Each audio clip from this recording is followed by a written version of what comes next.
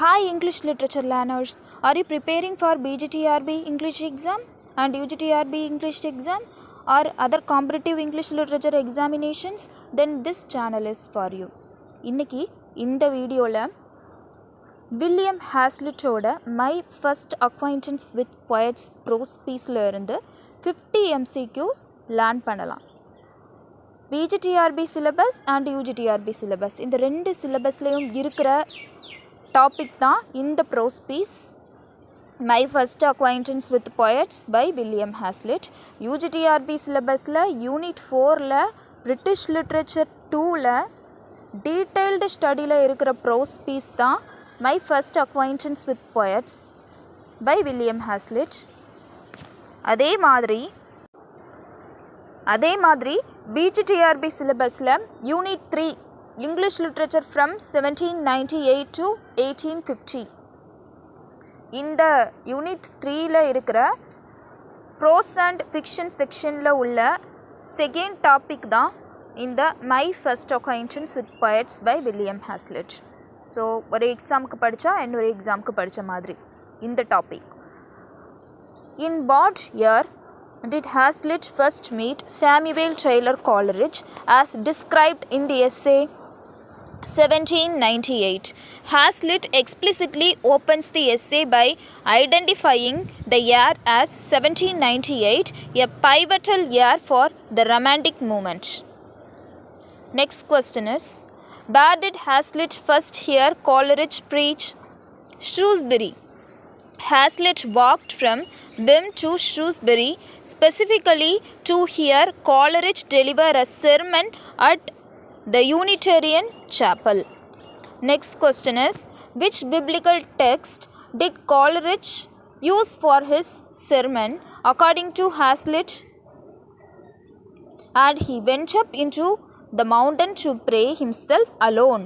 Hazlitt notes that Coleridge gave out his text with a voice that rose like a steam of rich distilled perfumes. Next question is, what was the occupation of Hazlitt's father? A Unitarian minister. Hazlitt's father was a dissenting minister, which explains Coleridge's initial visit to their circle. Next question is, how does Hazlitt describe Coleridge's voice during his preaching? Like an organ. Hazlitt compares the deep musical quality of Coleridge's voice to the rich sound of an organ. What was Coleridge's physical appearance according to Hazlitt's first impression? A forehead broad and high. Hazlitt emphasizes the intellectual capacity suggested by Coleridge's large forehead and glossy black hair. Which contemporary political event does Hazlitt link to the spirit of Coleridge's sermon? The French Revolution. Hazlitt notes that the sermon dealt with the thin smoke of peace and the blood-stained banners of war, reflecting the era's revolutionary fervor. What book was Hazlitt reading when Coleridge visited him at Bem? Burke's Letter to a Noble Lord. Hazlitt mentions he was reading Burke, highlighting his early interest in political prose. Hazlitt states that Coleridge's conversation was like what natural element? A majestic river. Hazlitt famously compares Coleridge's endless winding and profound talk to a river. Next question is, how old was Hazlitt when he first met Coleridge? 20. Hazlitt notes his youth and the impressionable stage of life. He was in 20 years old. Next question is, what is the famous opening line of the essay? In the year 1798, my father was a dissenting minister at Bem. The essay begins by grounding the personal narrative in a specific time and place. Who does Hazlitt describe as the only person I ever knew who answered to the idea of a man of genius? Samuel Taylor Coleridge. Despite their later falling out, Hazlitt remained in awe of Coleridge's intellectual potential. Next question is, what was Hazlitt's primary reaction to Coleridge's sermon? Intellectual awakening. Hazlitt describes the experience as the light of a new spirit breaking in upon him. Next question is, which poem of Coleridge does Hazlitt mention hearing for the first time during his visit to Netherstowey? The Rime of the Ancient Mariner. Hazlitt describes the impact of hearing Coleridge read this poem, then titled The Old Navigator. Next question is, how does Hazlitt describe Wordsworth's physical appearance when they first met? Gaunt and severe. Hazlitt notes his quaint dress and a physical presence that seemed almost withered like a rock. Next question is, what is Hazlitt's opinion of Wordsworth's reading of his own poetry? Simple and chanting. Hazlitt notes that Wordsworth read with a equable and low voice, almost like a chant. Next question is, Hazlitt compares the lyrical ballad to what kind of fruit? Slow berries. He uses this metaphor to describe the poem's tang and wild, uncultivated flavor. Next question is, in the essay, Hazlitt mentions walking to a specific valley with Coleridge. Which one? The Valley of Rocks. Hazlitt describes the trip to Linton and the Valley of Rocks as a highlight of his visit. Next question is, which philosopher does Coleridge criticize during their walk, much to Hazlitt's surprise? William Godwin. Coleridge attacked Godwin's political justice, which represented the radicalism of the day. Next question is, what does Hazlitt say about Coleridge's nose? It lacked a bridge. Hazlitt uses this physical detail to symbolize Coleridge's lack of willpower or moral bridge. Next question is, what does Hazlitt call the Sibyl's leaves in his essay?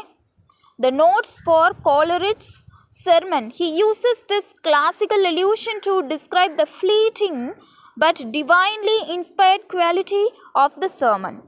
Next question is, Hazlitt compares his own mind before meeting Coleridge to what?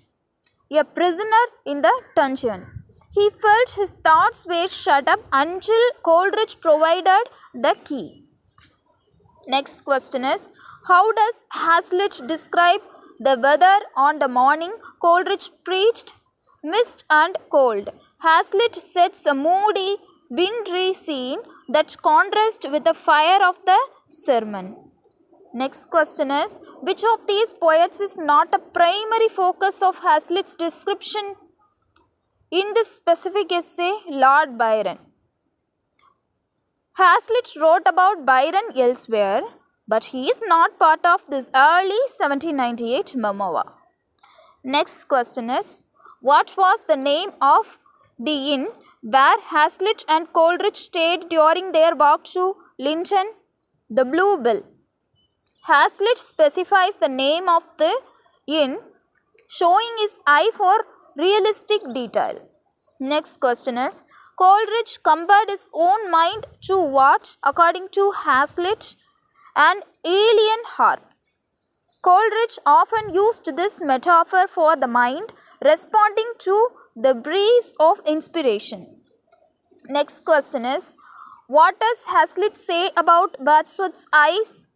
They had a rolling and wild fire. He contrasts Wordsworth's external calm with the internal intensity revealed in his eyes. Next question is, which famous book did Hazlitt and Coleridge discuss at length on their walk? Paradise Lost. Hazlitt records Coleridge's profound insights into Milton's epic. Next question is, how does Hazlitt describe Dorothy Wordsworth? A woman of wild, dark eyes. Hazlitt captures her intense, observant nature through this striking physical detail. Next question is, in what publication did My First Acquaintance with Poets first appear? The Liberal. It was published in 1823 in The Liberal, a journal edited by Leigh Hunt. Next question is, what metaphor does Hazlitt use for the impact Coleridge's talk had on his young mind? A key turning in a lock. Hazlitt felt he had materials for thought, but Coleridge unlocked them. Next question is, what was the debt Hazlitt claims he owes to Coleridge? The gift of thinking. Hazlitt says he is chartered in the world of letters because of Coleridge's encouragement. Next question is, Hazlitt mentions a specific meal he shared with Coleridge at whim. What was served? Mutton and a bottle of wine.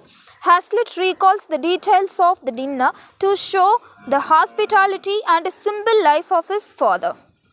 Next question is, how many miles did Hazlitt walk to hear Coleridge's sermon? 10 miles. He walked from Wem to Shrewsbury, a journey of 10 miles. Next question is, what does Hazlitt say about the sunset he saw at Linton? It was like the golden age. He describes the purple and golden hues as a visual representation of his poetic awakening. Next question is, which of these is a central theme of the essay? The formative power of genius. The essay explores how encountering great minds can shape a young person's identity. Next question is, what phrase does Hazlitt use to describe Coleridge's hair? Glossy black. He notes the contrast between his pale forehead and glossy black hair.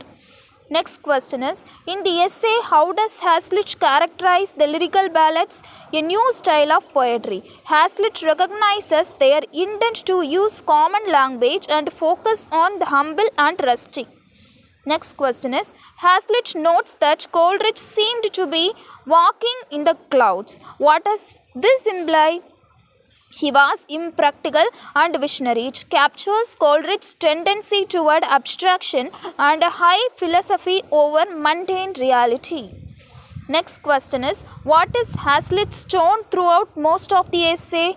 Nostalgic and appreciative. Hazlitt looks back at the springtime of his life with genuine fondness. Next question is, which of these works by Wordsworth is mentioned as being read aloud during the visit? The female vagrant. Hazlitt specifically notes the impact of this poem on his understanding of Wordsworth's style. Next question is, what does Hazlitt say about his father's reaction to Coleridge? He was impressed but concerned. His father admired the genius but perhaps sensed the instability in Coleridge. Next question is, what was the name of the dissenting sect Hazlitt's father belonged to? Unitarians. This group was known for its intellectualism and radical politics, which attracted Coleridge. Next question is, Hazlitt says he was half-starved. For what? Before meeting Coleridge. Intellectual sympathy. He felt isolated in his thoughts and needed a mentor to validate his ideas. Next question is, what is the primary literary technique Hazlitt uses in his physical descriptions of the poets? Physiognomy. He believes that physical features like the forehead or nose reveal the internal character. Next question is, in which month did the first meeting take place? January. Hazlitt specifically notes the cold of January 1798. Next question is, who was the noble Lord Burke wrote to? According to the book, Hazlitt was reading the Duke of Bedford. Hazlitt was reading Burke's letter to a noble lord, the Duke of Bedford, when Coleridge visited. Next question is, Hazlitt describes Wordsworth as having a quaint appearance. What does he mean by this? old-fashioned and rustic. Wordsworth's dress reflected his rejection of city sophistication. Next question is, what does Hazlitt say happens to Coleridge's talk as they reach the end of their journey? It becomes even more brilliant. Hazlitt describes the final burst of conversation as incredibly illuminating. Next question is, what is the ultimate legacy of this meeting for Hazlitt? It gave him the courage to write. The intellectual validation from Coleridge was the catalyst for his career. With this 50 questions are over. If you have any questions regarding English literature, feel free to ask in the comment section. I have given my Telegram link in the description box. If you want notes, you can make use of it. If you like this video, like, share and subscribe. Click the bell icon for notifications. I look forward to seeing you in the next video. Until then, stay tuned to this channel to expand your knowledge of English literature.